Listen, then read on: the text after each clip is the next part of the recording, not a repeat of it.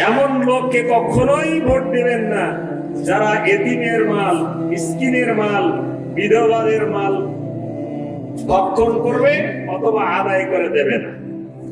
যতই গোসল দেন, তিনটা মানুষ পাক হয় না। যে ব্যক্তি এতিম, মিসকিন এবং বিধবার অধিকার নষ্ট করে। এখন বলেন, আমাদের দেশে যাদেরকে আমরা ভোট দেই, মেম্বার, চেয়ারম্যান, উপজেলা চেয়ারম্যান, এমপি, মিনিস্টার, বলেন তো এতিম, মিসকিন এবং বিধবাদের অধিকার নষ্ট করে না এমন কে আছে?